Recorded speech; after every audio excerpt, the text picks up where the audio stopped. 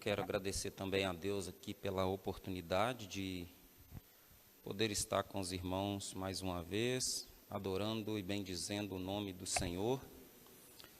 E já pedi aí os irmãos que possam abrir aí a sua Bíblia no livro dos Salmos, o número 92, os versos 12 em diante.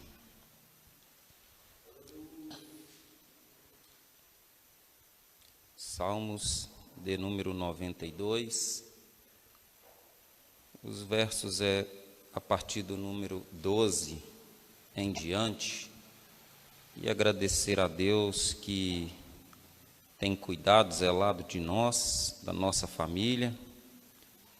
E eu, de antemão, já gostaria de pedir aqui a oração pela vida da minha mãe, que muitos problemas juntos, né? E na próxima sexta-feira ela fará um cateterismo, que está com a veia entupida no coração, mas devido aos graves problemas, pode haver intercorrências. Então, que os irmãos, quando estiverem orando, possam estar se lembrando da minha mãe. Eu também trago um abraço da minha família, a irmã Franciele e a minha congregação de 4 mocinhas lá. Estão todo mundo bem, sentindo bastante frio ali no Paraná. E Deus em Cristo abençoe a vida dos irmãos que estão sempre orando e lembrando de nós. Muito obrigado. Pois bem, o texto diz assim: o justo florescerá como a palmeira, crescerá como o cedro do Líbano. Os que estão plantados na casa do Senhor florescerão nos átrios do nosso Deus. Na velhice ainda darão frutos, serão viçosos e florescentes, para anunciarem que o Senhor é reto, Ele é a minha rocha, e nele não há injustiça. Eu passei o tema da mensagem que nós estaríamos trazendo esta noite, o cristão e o cedro do Líbano. Acredito que os irmãos, por certo, já ouviram várias mensagens a respeito, e eu acredito que Deus tem uma palavra também para os nossos corações nesta noite, neste texto. É interessante que o cedro do Líbano, ele é citado por várias vezes na palavra de Deus. E há, parece-me que uma intenção direta de Deus em fazer pelo menos 2 comparações deste cedro, em especial o cedro do Líbano, cujo árvore é tão esplendorosa que ela foi colocada na bandeira do Líbano como sinal de longevidade, de força, de resistência. E o Senhor, Ele usa esta árvore para, pelo menos em 2 aspectos, falar conosco através da sua palavra. E em uma delas, lá no capítulo 2 do profeta Isaías, é interessante que Deus, Ele, depois de dar até receitas que deveria ser utilizada esta madeira lá no templo de Salomão, também nas casas que muitos construíram, cofres que foram feitos através dessa madeira, Deus agora, Ele, através do profeta Isaías, Ele faz uma comparação negativa sobre o cedro e o homem. Ele inicia, quando vai tratar do cedro, lá no capítulo 2 de Isaías, dizendo que os homens eram altos, altivos, de aparência sublime, mas que o dia do Senhor estava próximo e seria contra eles, e só o Senhor seria então exaltado. Mas no número 92 dos Salmos, que nós acabamos de ler, no verso de número 12 em diante, nós vamos ver o Senhor falando através do salmista que os justos, eles florescerão como a palmeira e crescerão como o cedro do Líbano. Como os que estão plantados na casa do Senhor, estes florescerão, darão frutos, serão viçosos, porque diz a palavra que o Senhor é reto e Ele é a nossa justiça. Então o cedro do Líbano, é interessante dizer que ele teve uma participação muito especial na palavra de Deus. E Deus faz questão de mostrar que tanto os que estão perto, quanto os que estão longe do Senhor crescem, se desenvolvem, aparecem. Porém, ele também faz questão de frisar que aos que estão longe, crescem com aparência. Aos que estão longe, crescem com altivez. Aos que estão longe, não apresentam os princípios da palavra que norteia este crescimento, mas aos que estão perto do Senhor, esses são diferentes, porque eles crescem, eles também florescem, mas o crescimento é norteado pelos princípios da palavra de Deus. É por isso que o salmista, ele, no Salmo 104, verso 16, ele vai dizer: as árvores do Senhor são bem regadas, os cedros do Líbano que ele plantou. Ou seja, Deus está fazendo uma comparação com o mesmo tipo de árvore, mas a diferença está na mão que está trabalhando sobre esta árvore, no modelo de crescimento que está tendo essa árvore. Então o cedro do Líbano, ele nos mostra algumas características muito interessantes. E a primeira característica dessa árvore é a persistência. Nós vemos que o cedro do Líbano, ele, quando é plantado, ele demora aproximadamente 3 anos para que um pequeno broto de 5 centímetros apareça sobre a terra. E nesse período de 3 anos, a sua raiz, ela desce aproximadamente 1,5 metro terra adentro. Então, percebam que enquanto só apresenta 5 centímetros acima da terra, embaixo da terra, onde ninguém vê, 1,5 metro de raiz se desenvolve. E é interessante que esta árvore demora aproximadamente 40 anos para produzir semente. E só depois do 4º ano de vida é que ela passa a crescer 20 centímetros por ano. Porém, o cedro do Líbano, ele também é uma árvore milenar. É uma árvore que vive centenas de anos. E é interessante porque quando no percurso do seu desenvolvimento, essa raiz, ela cria uma espécie de coifa na ponta da sua raiz, e ela consegue se desenvolver, e mesmo encontrando uma pedra no caminho da sua raiz, essa árvore, ela tem uma persistência tão grande com o seu crescimento de raiz, que ela vai forçando com a coifa, pedra adentro, procura nessa pedra uma brecha, e ela nessa brecha, ela enfia essa coifa e vai forçando, até conseguir romper essa pedra e continua o seu crescimento. Mas ela também é muito interessante porque existem ocasiões que essa pedra, ela não tem a brecha, então ela não consegue, através dessa coifa, romper essa pedra. Então o que essa raiz faz? Ela é tão persistente no seu crescimento, que ela começa a se desenvolver lateralmente a esta pedra. E ela vai se desenvolvendo, pastor Augusto, de tal forma que ela envolve essa pedra, continua crescendo de forma que qualquer um que olhar não mais verá essa pedra, mas as raízes dessa árvore que está indo terra dentro. Então nós vemos que a persistência dessa árvore em crescer, ela é tão grande, em se desenvolver, ela é tão grande que não há desafios que entrem no caminho dela que não é vencido.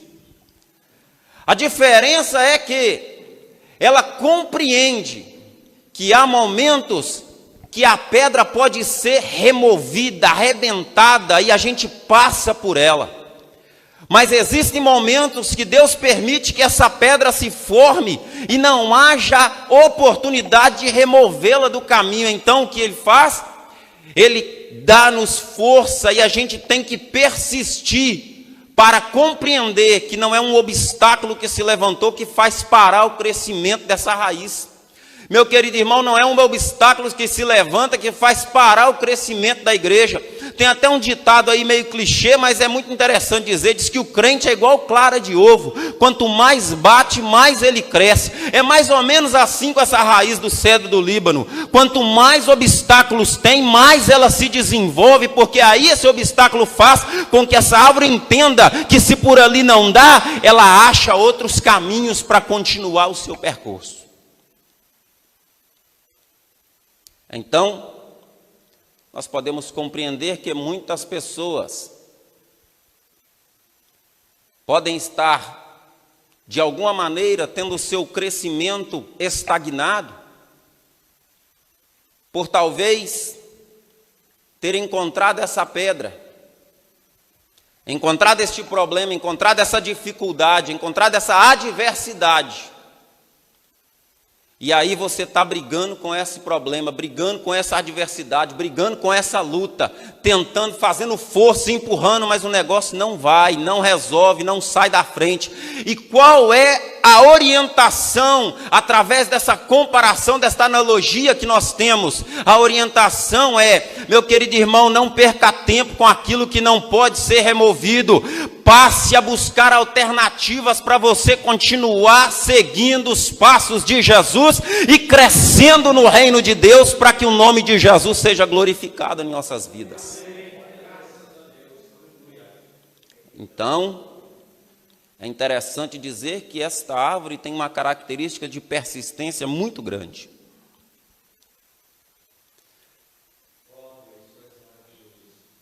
Parece-me que muitas vezes nós nos pegamos assim, não importa o que estejamos fazendo, parece que as coisas não vão, as coisas não acontecem, não rompem.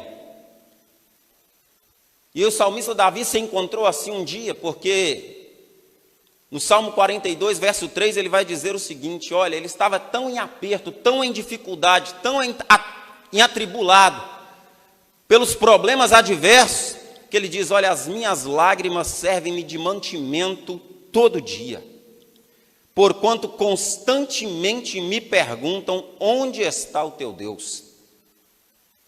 Porque todo mundo pode ter dificuldades e ninguém fala nada, mas se o cristão enfrenta uma barreira, a primeira coisa que alguém aponta o dedo, mas não é crente, não diz que Deus faz milagre, não diz que Deus faz, não diz que as coisas acontecem, não diz que serve um Deus grande. E aí, meus irmãos, é nesses momentos que nós temos que ter essa persistência na nossa fé, em continuar acreditando que o nosso Deus continua tendo o controle, continua tendo a força, o poder para destruir as barreiras, fazer-nos transpor por elas, passar de lado, não importa qual seja a forma. O que importa é que Deus, Ele entra e age em nossas vidas. Quando o salmista compreende isso, lá no verso de número 5, ele vai dizer então: oh meu Deus do céu, oh alma, por que está abatida dentro de mim? Espera no meu Senhor, porque em breve Ele se levantará e dará vitória. E ele vai dizendo: olha, eu ainda o louvarei, vendo a sua salvação nesta minha presença. Então, esta árvore nos ensina que a persistência é uma característica do cedro que o cristão deve ter. Persistência.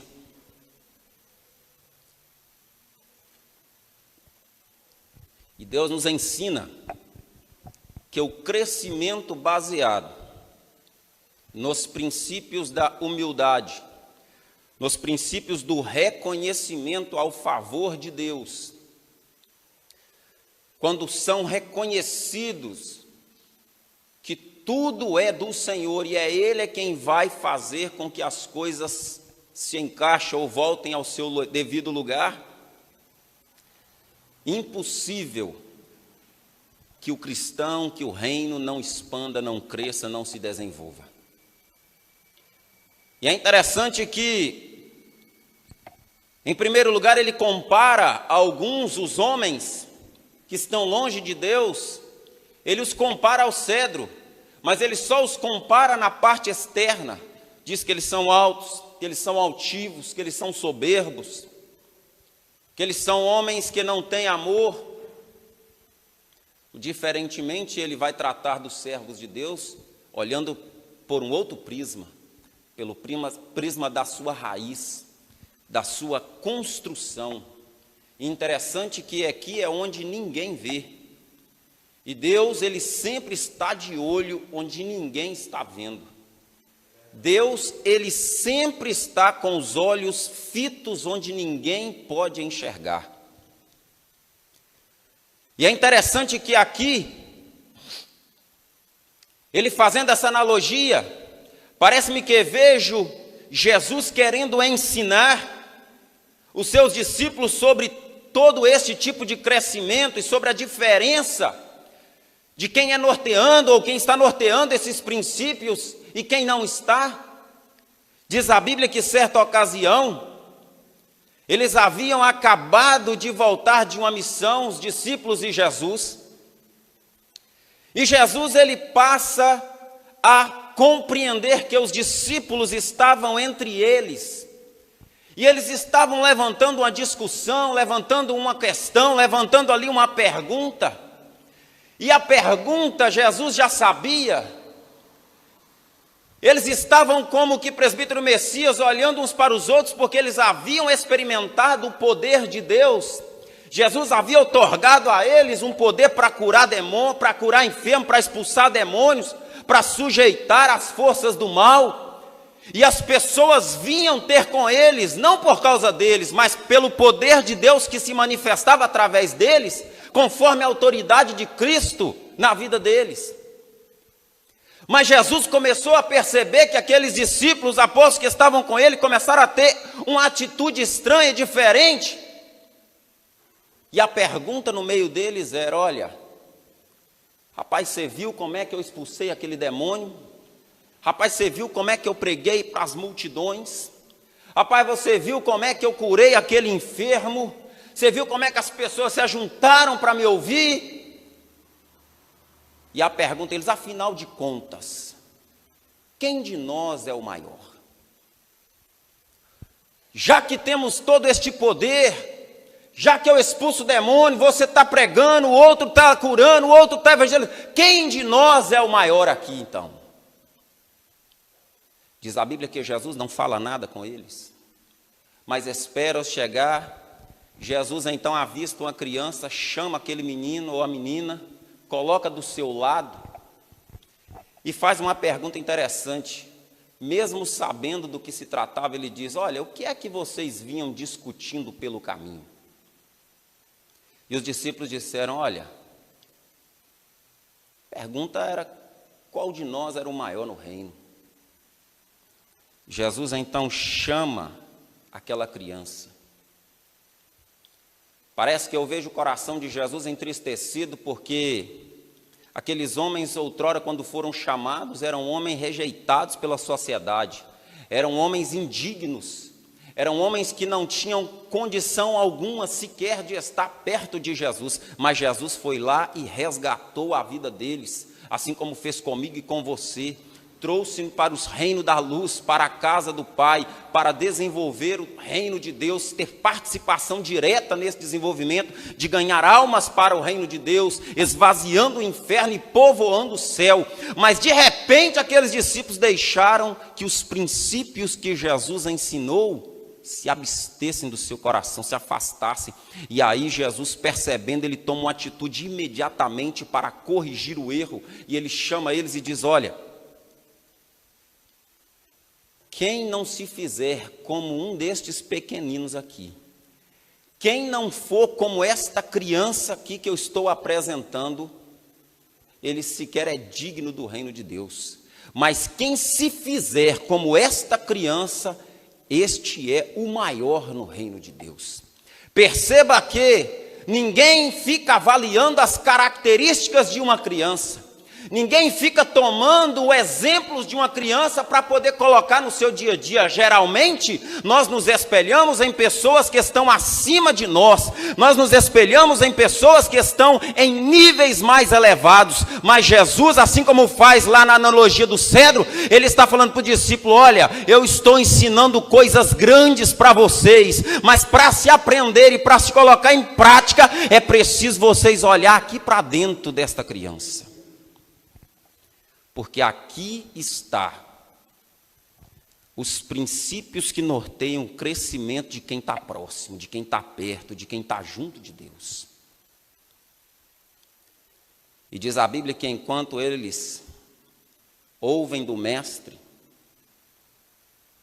aquela colocação, colocando aquela criança, os discípulos então eles despertam para a realidade no sentido de compreender que ninguém de nós, ou nenhum de nós, é tão grande que possa sobressair a outro, mas todos nós podemos ser tão grandes quanto uma criança no reino de Deus. Todos nós podemos ser tão grandes, porque se avaliarmos homens e mulheres, nós ficamos com raiva, nós fazemos planos vingativos, nós tomamos atitudes baseadas em um sentimento talvez contrário ao amor, mas uma criança não. Uma criança, inclusive, eu me lembro na minha época de criança, que às vezes tinha uma discussãozinha com um colega ali, aí alguém chamava: ó, tá brigando, eu não vou nem entrar nesse negócio, porque daqui a pouco já está brincando, e era isso mesmo que acontecia. Daqui a pouco estava todo mundo brincando, correndo, jogando bola, rindo, porque a criança tem uma capacidade de perdoar absurda. A criança tem um sentimento tão puro que é impossível de algo ruim, um sentimento ruim, tomar o coração dessa criança. E é isso que Jesus estava querendo ensinar os discípulos. Falou: olha, não importa quão grande vocês sejam, não importa quantos milagres vocês façam, não importa quantas pessoas vocês consigam libertar no meu nome, o que vai, ao final, valer mesmo, é quão grande este coração é parecido com uma de uma criança. Esta é a característica. Então nós temos que persistir em buscar um coração contrito e quebrantado, para que o crescimento seja um crescimento real, viçoso, verdadeiro. É interessante que Jesus, ele ainda antes de ser crucificado, ele deixa um exemplo para os discípulos que a humanidade até hoje ainda não compreende.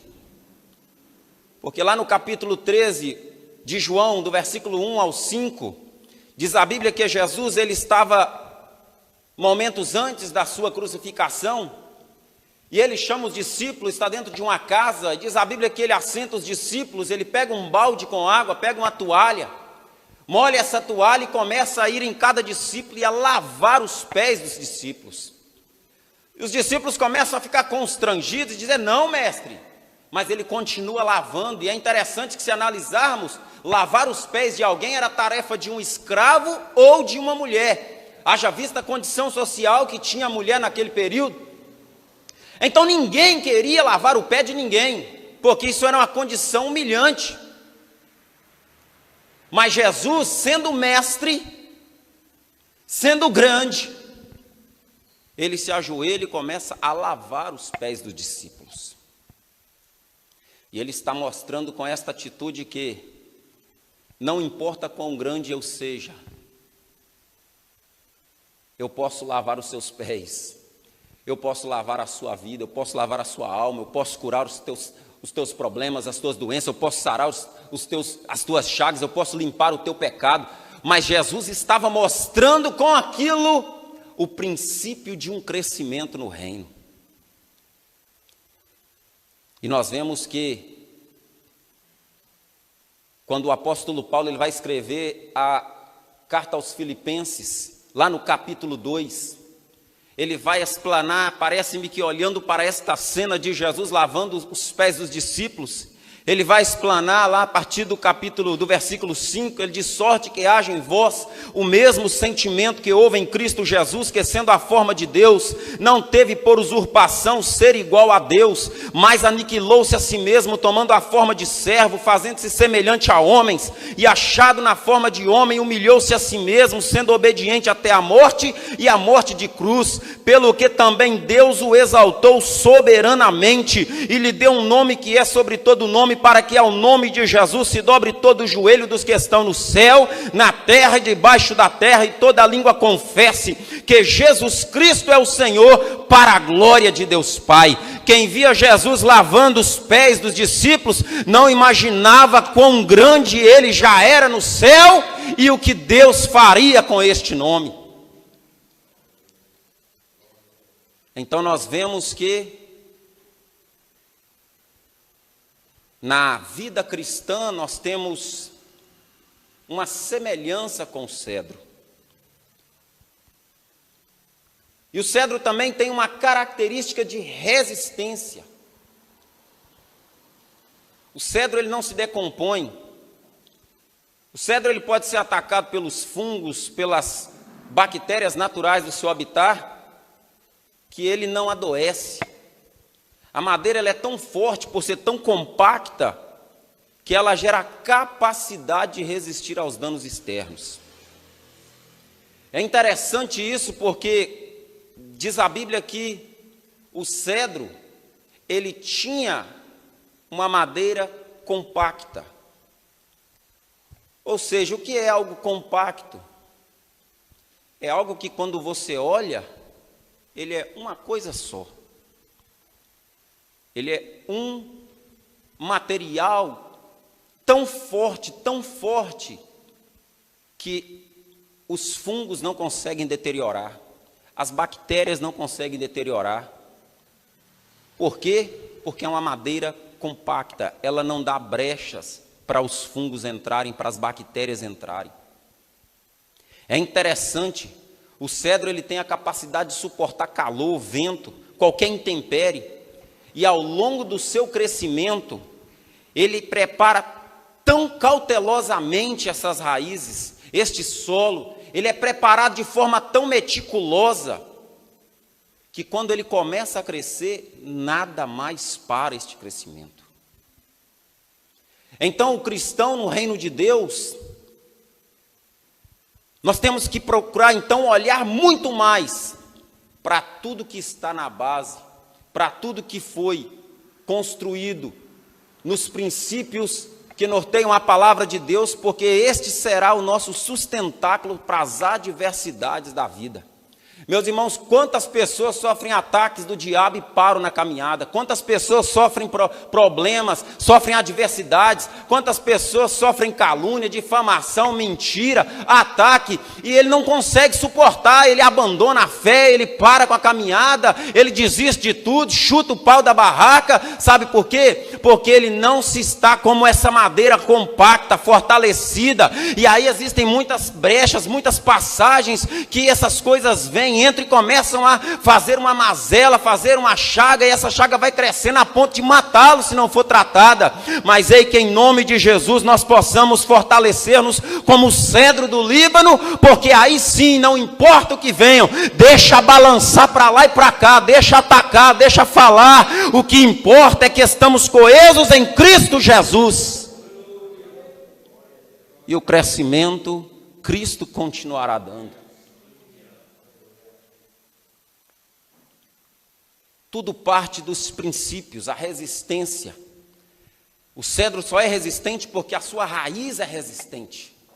Ele só é resistente depois que ele começa a ter as intempéries, começa a passar as suas dificuldades. Ele só resiste porque as suas raízes são raízes bem trabalhadas, tratadas. Segundo livro do profeta Samuel, a partir do capítulo 5, diz a Bíblia que Davi, ele depois de ter sido aclamado rei em Hebrom, ele também é aclamado rei em todo Israel. E os filisteus, quando souberam disso, a primeira coisa que eles fizeram é se ajuntar para destruir a Davi. Diz a Bíblia que Davi tinha um grande exército. Davi já tinha os seus valentes, chamados valentes de Davi na Bíblia. Davi poderia já imediatamente se lançar contra os filisteus. Mas a Bíblia diz que Davi não faz nada. Davi não toma conselho com ninguém. Davi não chama o exército. Diz a Bíblia que Davi desce à fortaleza e vai orar ao Senhor. Se analisarmos a vida de Davi, o início de Davi era uma vida de devoção a Deus. Se analisarmos o início lá, quando Davi ainda cuidava do pasto, lá no anonimato, quando ninguém conhecia Davi, Davi já cantava e salmodiava com sua harpa ao Senhor. Davi já tinha uma vida íntima de comunhão e oração com Deus. Então, na primeira batalha que Davi teve como rei, de forma completa naquele tempo, sabe o que Davi faz? Davi se lembra lá do pasto. Lá quando ninguém conhecia, ninguém sabia quem era ele, mas que ele falava com Deus e Deus falava com ele. Então Davi desce a fortaleza, é como que volta às raízes e clama a Deus e diz: Deus, os filisteus estão vindo aí, saio eu contra os filisteus, o Senhor entregará estes inimigos na minha mão? E diz a Bíblia que Deus responde: sim, saia, porque eu entregarei todos na sua mão. Naquele momento a Bíblia diz que então Davi reúne o exército e vai batalhar contra os filisteus, e Deus dá um grande livramento a Davi naquele dia. Arrebenta com o exército filisteu, eles voltam, bateram em retirada. Mas diz a Bíblia que novamente eles se reúnem e agora formam um novo exército, alugam tropas de nações vizinhas e vêm contra Davi novamente. E diz a Bíblia que Davi novamente desce a fortaleza, sozinho, volta às suas raízes e volta a falar com Deus. E diz: Deus, subirei novamente e o Senhor entregará-los nas minhas mãos. E Deus disse: não, você não subirá, você vai dar a volta por trás e vai passar defronte das amoreiras. E quando você ouvir um grito de uma marcha de exército pela copa das amoreiras, saí ao encontro deles, porque eu serei contigo e entregarei todos na sua mão. Meu querido irmão, se Davi tivesse tomado conselho com o mais sábio de guerra do seu tempo, ele não teria achado a estratégia de Deus para a vida dele. Se Davi tivesse confiado naqueles homens valentes que ele tinha, que tinha coragem de dar a vida por ele mesmo, ele não teria tido êxito na sua missão. Mas Davi foi procurar o seu conselho na raiz do problema. É onde eu conheço a Deus na intimidade e falo com ele na intimidade. É lá que Deus resolve os meus problemas. É por isso, meu irmão, que eu não sou muito empolgado com esse negócio de motim para orar, de multidão para orar. A vida de oração, ela tem que ser minha e de Deus, sua e de Deus. É por isso que a maior orientação da Bíblia é: entra no teu quarto, fecha a tua porta, e o teu Deus que te vê em secreto te ouvirá. E Davi foi lá. E Deus deu um grande livramento. Eu não estou perdido na hora. Até que hora que desculpa, até que hora que... É 7h05 agora? Hã? 7h30, o meu horário é até 7h30, presbítero? Ou até 7h30 o culto? Tá. Perdão, porque eu estou perdi no horário aqui, porque o culto, em um horário diferente, eu me dei... Já estava achando que já estava acabando e passando o horário. Mas é interessante que quando as coisas ficam difíceis, quando tudo parece perdido, quando o inimigo se agiganta, quando a gente não vê mais saída, é tempo de fazer como o cedro, manter a resistência e buscar ao Senhor. Meu irmão, nenhuma faculdade ensina, nenhuma reunião dos maiores catedráticos vai te dar a receita. Nenhum líder, por mais conhecimento que ele tenha, ele conseguirá te dar o conselho para vencer uma guerra se não estiver ouvindo de Deus. Se não for falado pela boca de Deus. As maiores guerras na Bíblia foram vencidas pelos improváveis. Pelas pessoas que pareciam, aos olhos do inimigo, pequenas, gente que não tinha expressão, mas Deus entrou e mostrou que quem dá vitória é Ele. É interessante que quando ele entra na sua fortaleza de oração, é neste momento que ele não está quebrando pedra, neste momento ele está deixando o problema, ele está passando de lado do problema, e continua crescendo em Deus, e deixa Deus resolver o problema. Olha que coisa maravilhosa, se o cedro fosse ficar a vida toda, tentando empurrar a pedra, tentando quebrar essa pedra, e a pedra não fosse quebrada, sabe o que ia acontecer com o cedro? A sua raiz não ia passar daquela metragem, e o seu tronco jamais poderia alcançar 40 metros de altura e 14 metros de copa, capaz de alcançar aí quantas pessoas, sabe lá, fazendo sombra para essas pessoas. Se ele fosse ficar dando ouvido, ficar dando ênfase só o problema, só a pedra, meu querido irmão, porque quando eu entro para as delícias de Deus na oração, Deus me faz enxergar caminhos que eu posso continuar caminhando nele. É por isso que diz a palavra, até um louvor, que se por um caminho teu inimigo vier contra ti, por 7 caminhos sairá. Sabe por quê? Porque Deus vai te dar escape, Deus vai colocar pés como da corça, que são pés ligeiros, para que você consiga alcançar a vitória.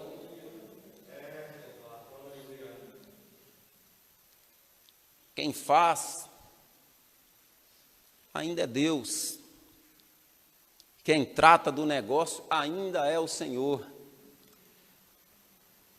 Ezequiel capítulo 17, a partir do versículo 22, vai dizer: assim diz o Senhor: eu mesmo apanhei um broto bem do alto de um cedro, e o plantarei, arrancarei um renovo tenro de seus ramos mais altos, e o plantarei num monte muito alto e imponente, nos montes altos de Israel eu o plantarei, ele produzirá galhos e dará frutos, e se tornará um cedro viçoso. Pássaros de todo tipo se aninharão nele, encontrarão abrigo à sombra de seus galhos. Faço cair a árvore alta e faço crescer bem alto a árvore baixa. Eu resseco a árvore verde e faço crescer a árvore seca, porque eu, o Senhor, falei, e assim eu o farei. Meu querido irmão, quer crescimento, espera no Senhor vosso Deus.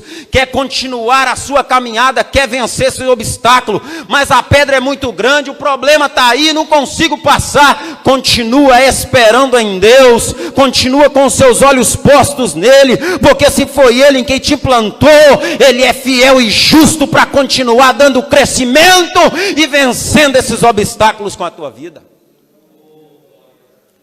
Tem gente que já desistiu do problema em casa, Deus não resolve, não vai adiantar, abandona o problema, se acostuma com o problema. Deixa eu te falar uma coisa, irmão, servo de Deus não se acostuma com problema nenhum. Servo de Deus, ele tem estratégia para vencer o problema. Muitas vezes o que a gente tem que fazer é deixa o problema ali, deixa ele quieto, e você continua a sua vida. O problema está gritando, está esperneando, está fazendo barulho, e você está fingindo que ele não existe. Sabe por quê? Porque é o momento de você estar tendo resistência para continuar caminhando, esperando Deus, ou quebrar o problema, ou te dar estratégia para passar por ele. Quando você vê, ele já ficou para trás, e a gente canta o hino da vitória em nome de Jesus.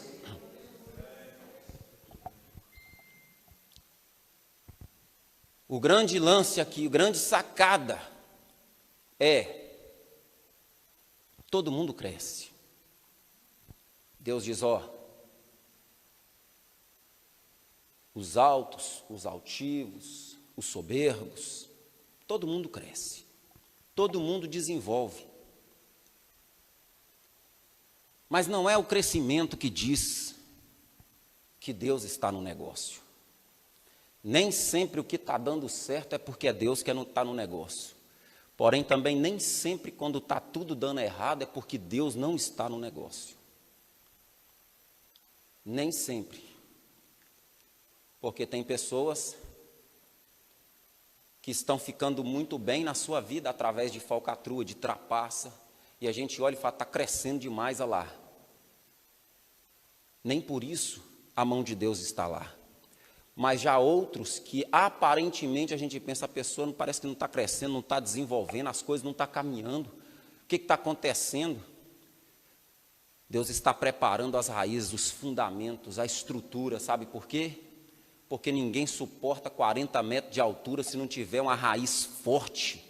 Ninguém suporta 40 metros de altura se não tiver a sua base bem preparada. Sabe por quê? Porque não adianta subir como meteoro e cair como meteoro, não, irmão. É melhor subir a 20 centímetros por ano, mas subir em Deus, esperando de Deus, porque quando o negócio chegar no prumo, quando Deus falar, é aqui que é o seu limite, ninguém tira você dali.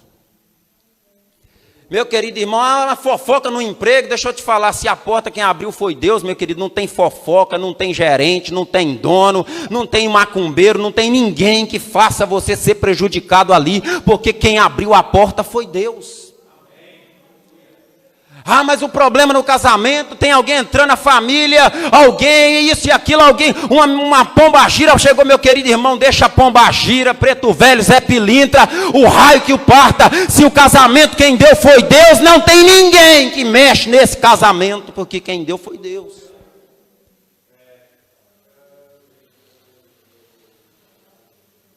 Porque quem dá o crescimento é Deus.